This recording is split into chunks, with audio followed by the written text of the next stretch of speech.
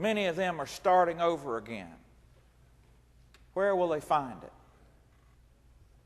I pray that they're going to find it with you. You're our ambassadors. You got the greatest opening line.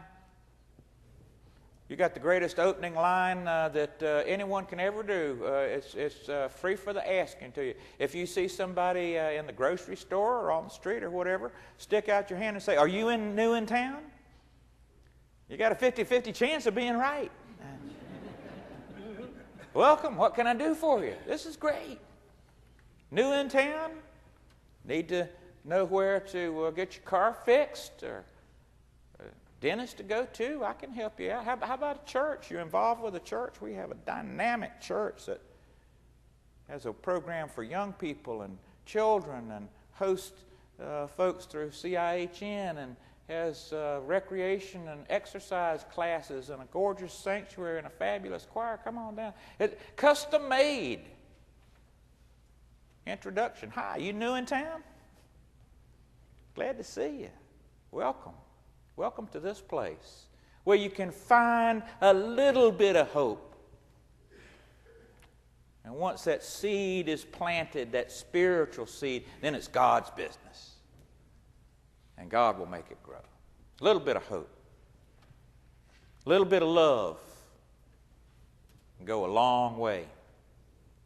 A little bit of love can change your life. I went to a big wedding yesterday in Charlotte, North Carolina. A young man that I've known all of his life, known his mom, knew him when he was growing up, played with him and took care of him, kind of like an adopted uncle to him. Now he's all grown up, and they got married in First Presbyterian Church in Charlotte, big church downtown, and all the pretty young people, and you know, it just looked great.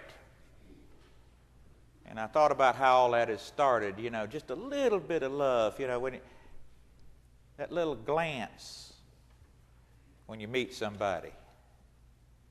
You remember that? A little wink, a little nod. You know, just those little tiny things, little change of voice. Well, hi. And great things can come from it.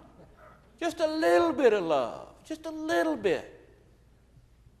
And if God is in it, it can grow to great things. Just a little bit of faith.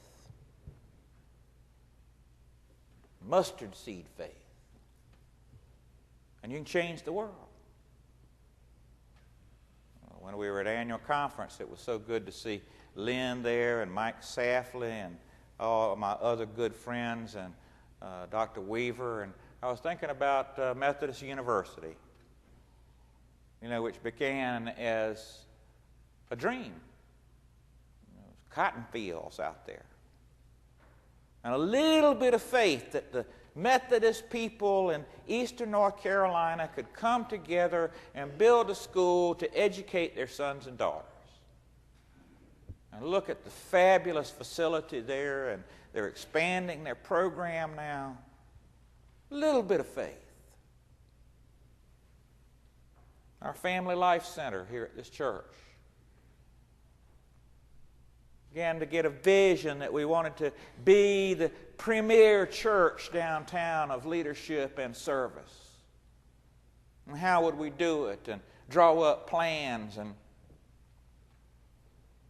Brother Getz brought in a fabulous vision of what that might be, and people began to get behind it, and with just a little bit of faith, now this beautiful facility that people love to use, and more and more known all over the city.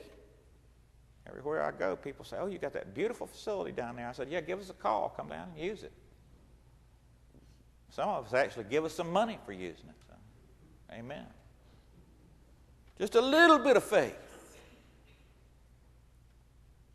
You know, you pray for healing.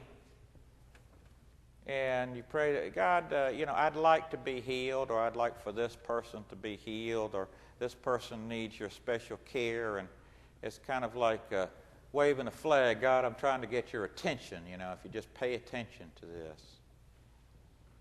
But you add to that Just a little bit of faith. God, I trust your promise. You will never leave me or forsake me. I claim it. Won't you walk with me now as I pray for this person or this situation? Oh, it makes it all different. Just a little bit of faith added to the mix changes everything. Jesus taught in parables, and then he would take the disciples aside and say, do you get it? And they would usually not. They'd miss it, and he'd explain it to them. Today, we explain it and work it out with one another in the household of faith. We begin to understand these parables by living them.